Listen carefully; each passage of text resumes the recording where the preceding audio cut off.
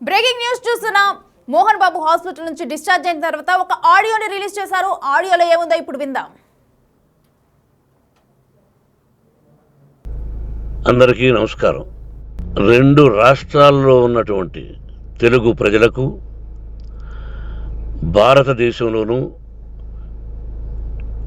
యావత్ ప్రపంచంలోనూ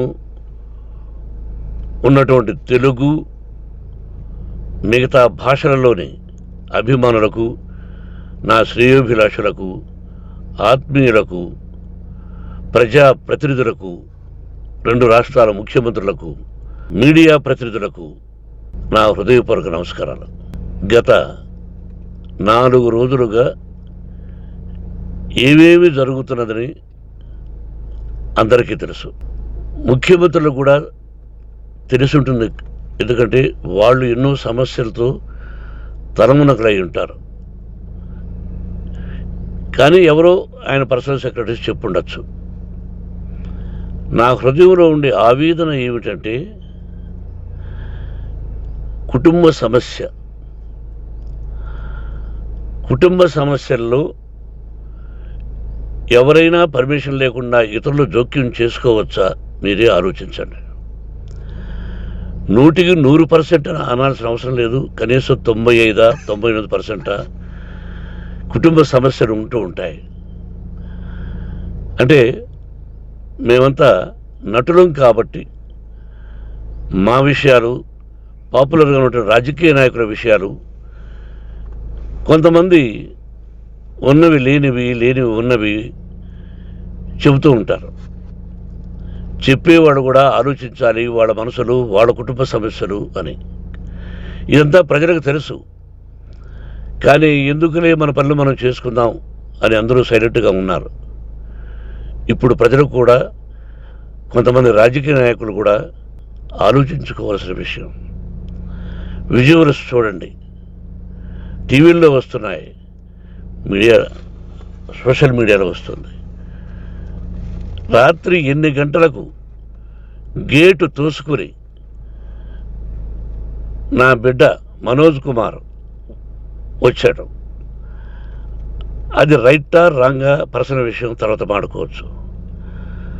పత్రికాధిపతులు, అది పత్రికా సోదరులు 4 రోజుల నుంచి నా ఇంటి ముందు మనుషులను పెట్టుకుని, వ్యాన్లు పెట్టుకొని అలా ఉండడం ఎంతవరకు న్యాయం? నేను అప్పటికీ బయట పోతున్నప్పుడు చెప్పాను, అందరికీ నమస్కారం అయ్యా, మీకు కుటుంబ సభ్యులు ఉన్నారు, దయచేసి నా సమస్యను నేనే పరిష్కరించుకుంటాను నా బిడ్డలతో, దీన్ని చిలవలు పరవలు చేయొద్దండి, దయచేసి నన్ను గౌరవించండి, నేను ప్రజలకు ఏం చేస్తున్నాను ఒక విద్య ద్వారా అనేది మీకు తెలుసు, నటుడిగా మీ అందరికీ తెలుసు, ఒక రాజ్యసభ సభ్యుడిగా మీకు తెలుసు, ఎంత క్లీన్ చిట్టుతో వచ్చానో రాజ్యసభ సభ్యుడిగా.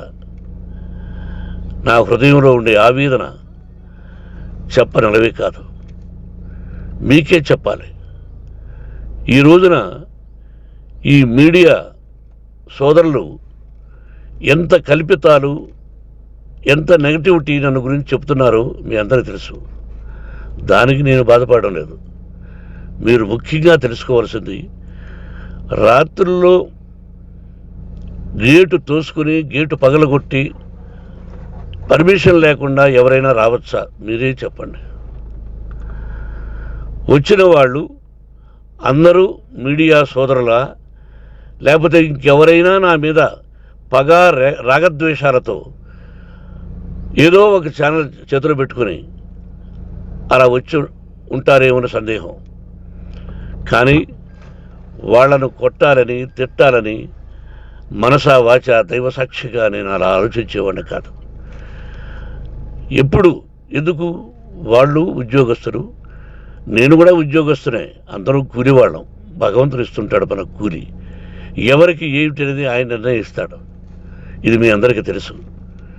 వాళ్లకు నేను చెప్పినా వినకుండా ముందు నమస్కారం పెట్టాను.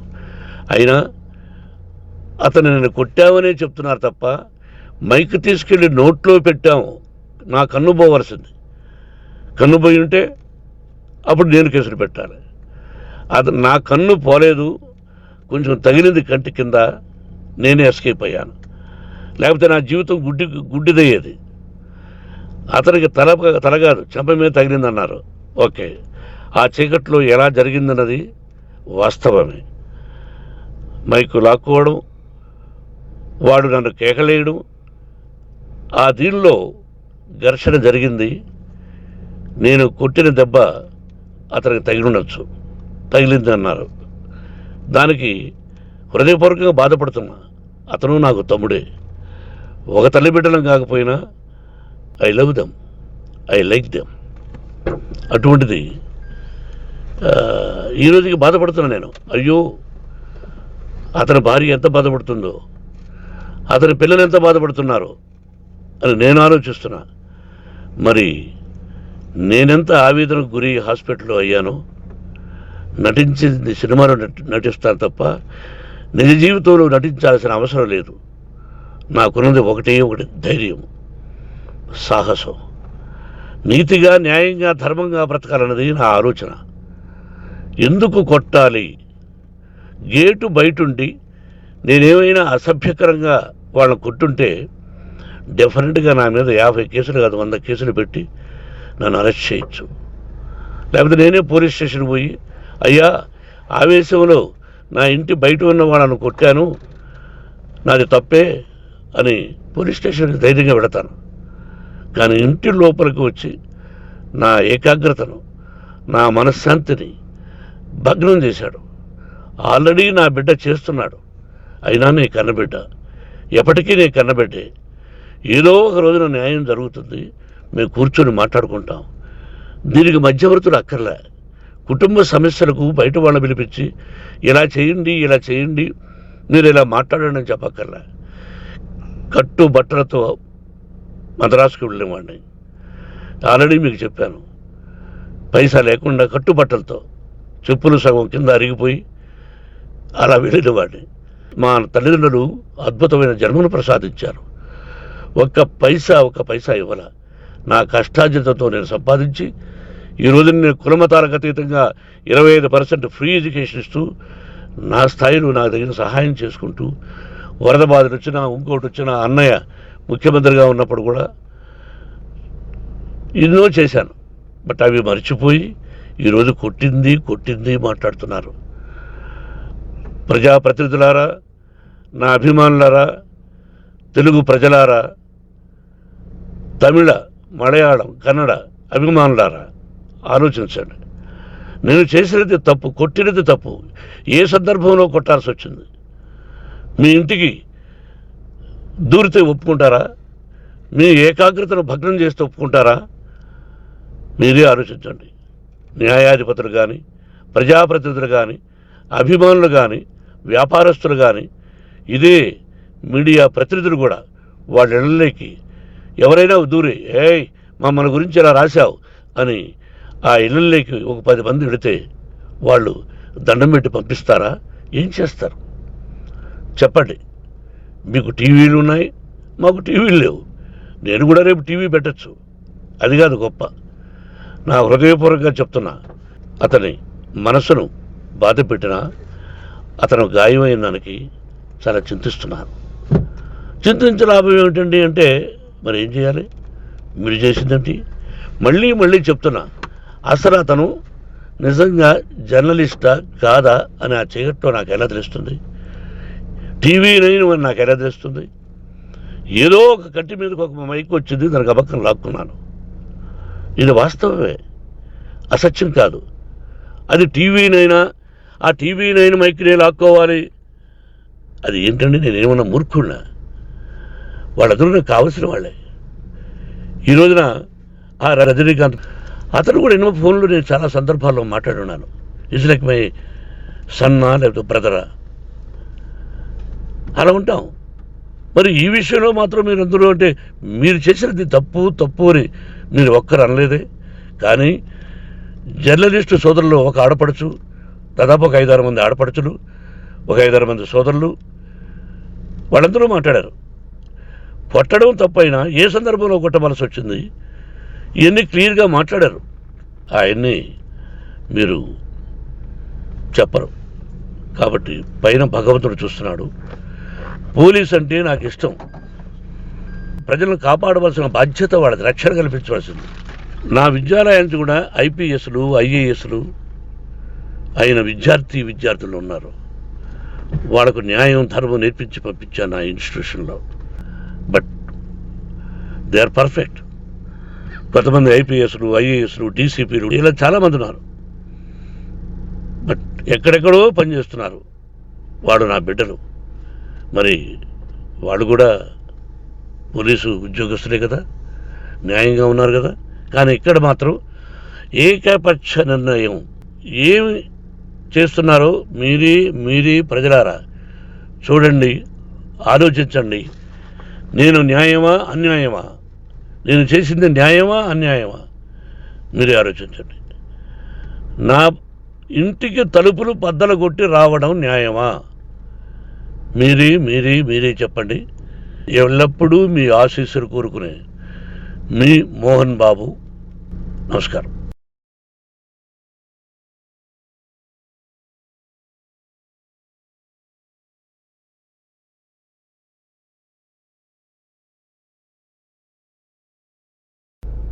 అందరికీ నమస్కారం.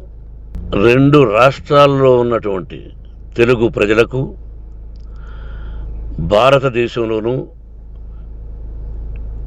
యావత్ ప్రపంచంలోనూ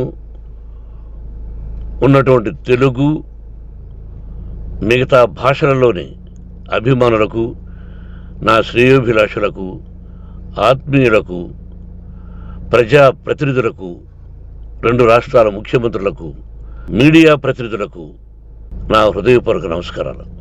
గత 4 రోజులుగా ఏవేవి జరుగుతున్నదని అందరికీ తెలుసు. ముఖ్యమంత్రులకు కూడా తెలుసుంటుంది. ఎందుకంటే వాళ్ళు ఎన్నో సమస్యలతో తలమునకలై ఉంటారు. కానీ ఎవరో ఆయన పర్సనల్ సెక్రటరీస్ చెప్పుండొచ్చు. నా హృదయంలో ఉండే ఆవేదన ఏమిటంటే కుటుంబ సమస్యల్లో ఎవరైనా పర్మిషన్ లేకుండా ఇతరులు జోక్యం చేసుకోవచ్చా? మీరే ఆలోచించండి. 100% అనాల్సిన అవసరం లేదు. కనీసం 95-99% కుటుంబ సమస్యలు ఉంటూ ఉంటాయి. అంటే మేమంతా నటులం కాబట్టి మా విషయాలు, పాపులర్గా ఉన్నటువంటి రాజకీయ నాయకుల విషయాలు, కొంతమంది ఉన్నవి లేనివి ఉన్నవి చెబుతూ ఉంటారు. చెప్పేవాడు కూడా ఆలోచించాలి, వాళ్ళ మనసులు, వాళ్ళ కుటుంబ సమస్యలు అని. ఇదంతా ప్రజలకు తెలుసు.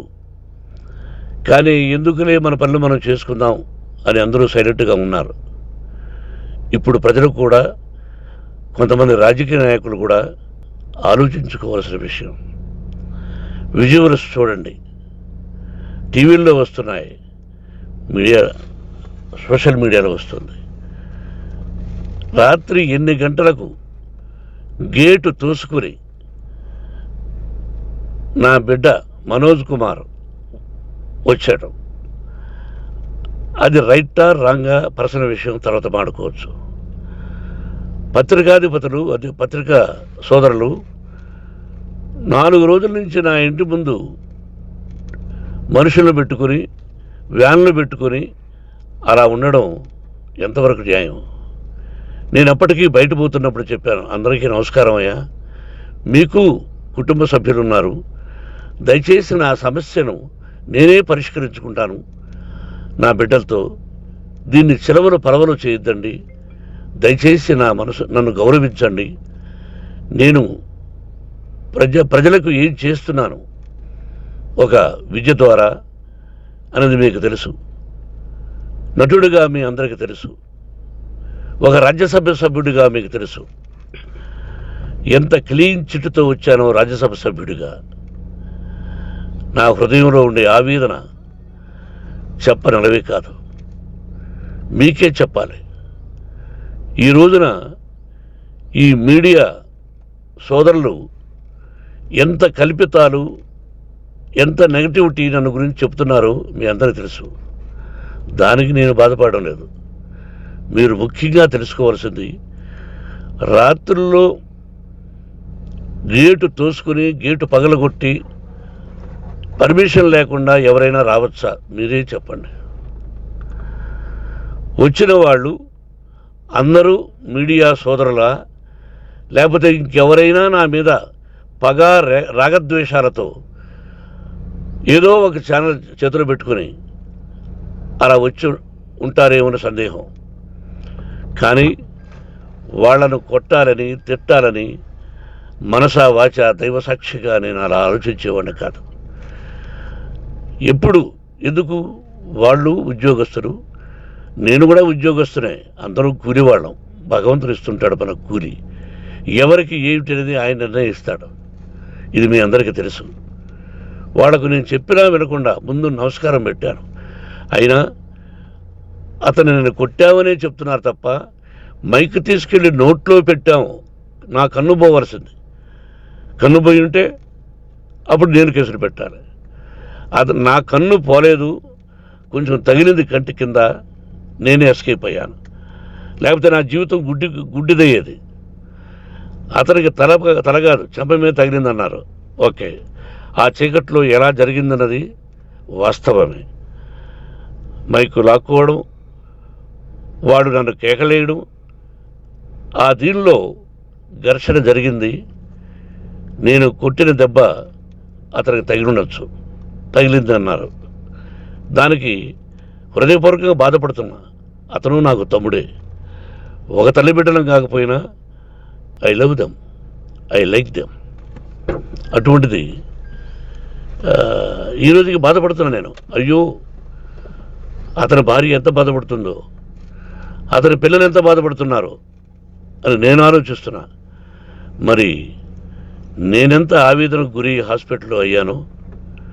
నటించింది సినిమాలో నటిస్తాను తప్ప నిజ జీవితంలో నటించాల్సిన అవసరం లేదు. నాకున్నది ఒకటి ధైర్యం, సాహసం. నీతిగా, న్యాయంగా, ధర్మంగా బ్రతకాలన్నది నా ఆలోచన. ఎందుకు కొట్టాలి? గేటు బయటుండి నేనేమైనా అసభ్యకరంగా వాళ్ళని కొట్టుంటే డెఫినెట్గా నా మీద 50 కేసులు కాదు 100 కేసులు పెట్టి నన్ను అరెస్ట్ చేయొచ్చు. లేకపోతే నేనే పోలీస్ స్టేషన్ పోయి, అయ్యా ఆవేశంలో నా ఇంటి బయట ఉన్న వాళ్ళను కొట్టాను, నాది తప్పే అని పోలీస్ స్టేషన్కి ధైర్యంగా పెడతాను. కానీ ఇంటి లోపలికి వచ్చి నా ఏకాగ్రతను, నా మనశ్శాంతిని భగ్నం చేశాడు. ఆల్రెడీ నా బిడ్డ చేస్తున్నాడు. అయినా నీ కన్నబిడ్డ, ఎప్పటికీ నీ కన్నబిడ్డే. ఏదో ఒక రోజున న్యాయం జరుగుతుంది, మేము కూర్చొని మాట్లాడుకుంటాం. దీనికి మధ్యవర్తులు అక్కర్లే. కుటుంబ సమస్యలకు బయట వాళ్ళని పిలిపించి ఇలా చేయండి, మీరు ఇలా మాట్లాడండి అని చెప్పక్కర్లే. కట్టు బట్టలతో మద్రాసుకు వెళ్ళేవాడిని. ఆల్రెడీ మీకు చెప్పాను. పైసా లేకుండా కట్టుబట్టలతో, చెప్పులు సగం కింద అరిగిపోయి అలా వెళ్ళినవాడిని.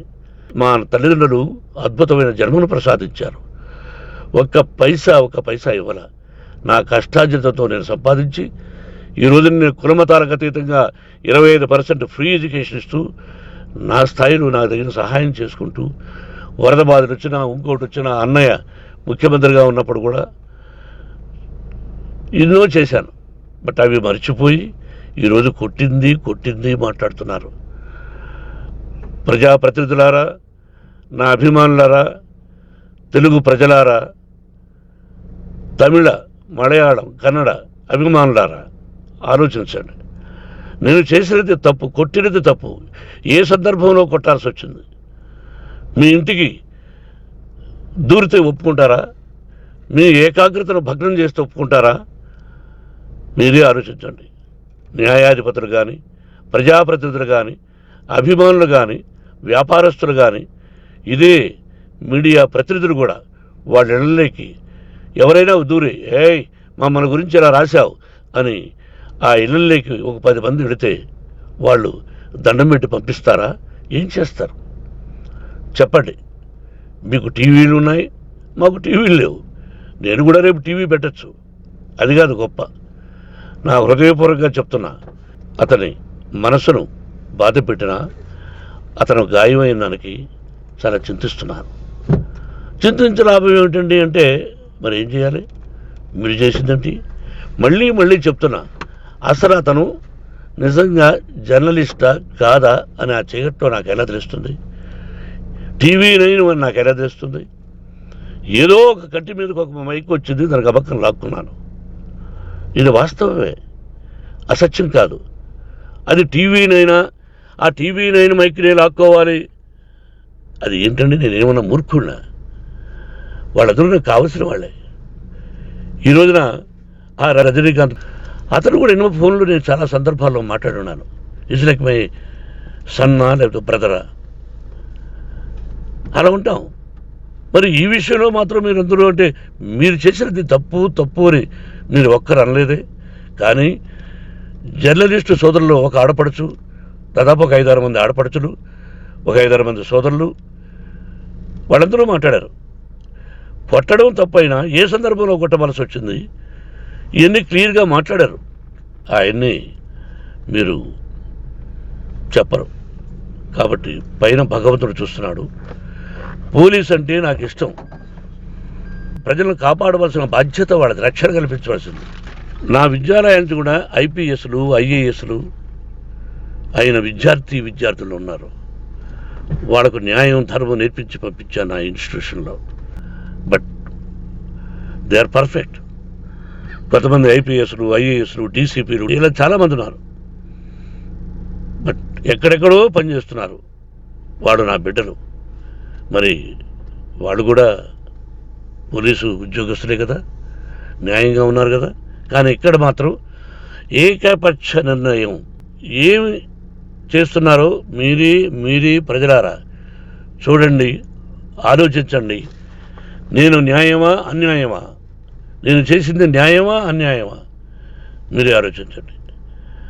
నా ఇంటికి తలుపులు బద్దలు కొట్టి రావడం న్యాయమా, మీరే చెప్పండి.